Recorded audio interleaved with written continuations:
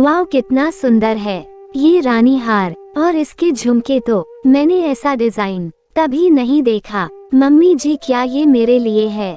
नई नवेली बहू सीमा को उसकी सास ने रानी हार दिया तो वो उसे देखकर बहुत खुश हो गई। हाँ बहू, ये तुम्हारे लिए ही तो है। ये मेरे सारे जेवर आज नहीं तो कल तुम्हारे ही तो हैं। तुम्हें पसंद तो आया ना? निरुपमा जी ने पूछा। मेहमानों के जाने के बाद आज सीमा और निरुपमा जी बैठी थीं। अभी निरुपमा जी की नंद वापस नहीं गई थी तो वो भी वहीं बैठकर चाय की चुस्कियां ले रही थीं। वो भी मुस्कुराकर बोली, बहू ये तो इस घर की परंपरा है ही, बहू को समय समय पर जेवर दे दिए जाएं। सीमा ने उठकर सास और बुआ जी के पैर छुए और रानी हार का वो डिब्बा अपने कमरे में रखने चली गई। 1-2 दिन बाद बुआ जी वापस अपने घर चली गई। उनके जाने के अगले दिन निरुपमा जी ने सीमा को बुलाया और कहा, बहू वो जो जेवर मैंने तुम्हें दिए थे वो मुझे दे दो, मैं संभाल कर रख दूंगी। लेकिन मम्मी जी, आपने तो कहा था कि वो जेवर मेरे हैं। इतने सुंदर जेवर अपने हाथ से जाते देख सीमा को बहुत दुख हो रहा था। हाँ तो वो इस घर के जेवर हैं, जब तुम्हें जरूरत हो तो मांग लेना, मैं दे दूंगी। अब नई बहू क्या बोलती। सीमा ने सारे गहने लाकर सासू माँ को दे दिए। जब भी सीमा को कहीं जाना होता तो वह सासू माँ से जेवर मांगती तो वो लॉकर में रखा होने का बहाना बना देती। करीब 2 महीने बुआ जी के बेटे की शादी थी। सीमा शादी में गई तो बुआ जी बोली, सीमा बहू तुमने वो रानी हार क्यों नहीं पहना? उसे क्या तिजोरी में रखने के लिए दिया गया है? वो बुआ जी, मम्मी जी ने वो सारे जेवर वापस ले लिए हैं। लेकिन क्यों? वो तो भाभी ने तुम्हें दे दिए थे। तभी निरुपमा जी कमरे में आ गई।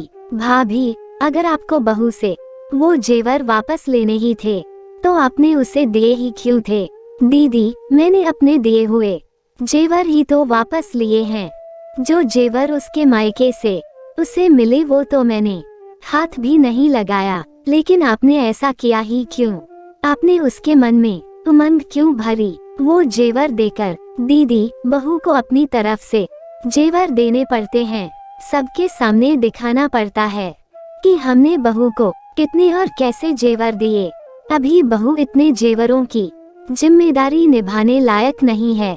जेवर तो मेरे हैं, मैं जो चाहे करूं। हाँ, बहू को उसके मायके से जो जेवर मिले हैं उनको मैंने बहू के पास ही छोड़ दिया। लोग तो बहू से वो जेवर भी ले लेते हैं। भाभी, कितनी छोटी सोच है आपकी। अगर आपको उसे जेवर देने ही नहीं थे तो आपको दिखावा करने की क्या जरूरत थी? नंद की बात सुनकर भी निरुपमा जी को अपनी बात गलत नहीं लगी। उसके बाद भी वो यही करती रहीं। सीमा के जन्मदिन और एनिवर्सरी पर वो सबको दिखाने के लिए कोई ना कोई जेवर देती और फिर बाद में वापस ले लेती। कुछ समय बाद सीमा ने एक प्यारी सी बेटी को जन्म दिया। जब पीहू 1 साल की हुई तो निरुपमा जी पीहू के गले में सोने की चेन पहनाने लगी। आज सीमा से यूं बर्दाश्त नहीं हुआ। वो बोली, बस मम्मी जी, आप मुझे बहुत कुछ दे चुकी, लेकिन अब अपनी बेटी के लिए ये चेन मैं नहीं ले सकती।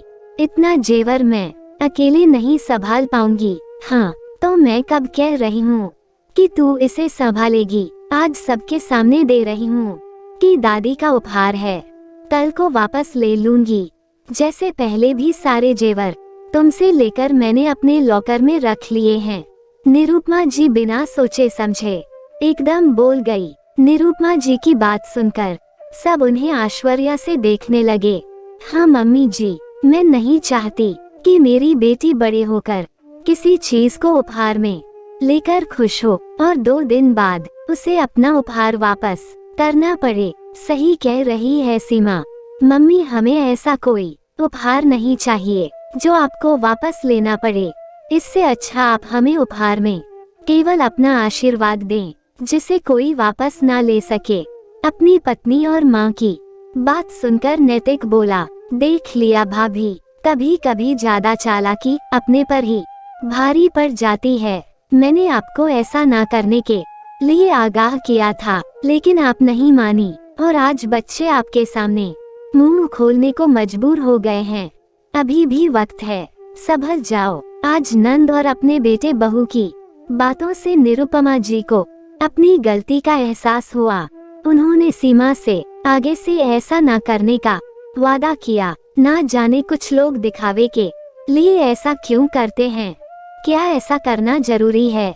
दोस्तों, अगर आपको कहानी अच्छी लगी तो कमेंट जरूर करना, वीडियो को लाइक और चैनल को सब्सक्राइब करें। कहानी सुनने के लिए बहुत बहुत धन्यवाद।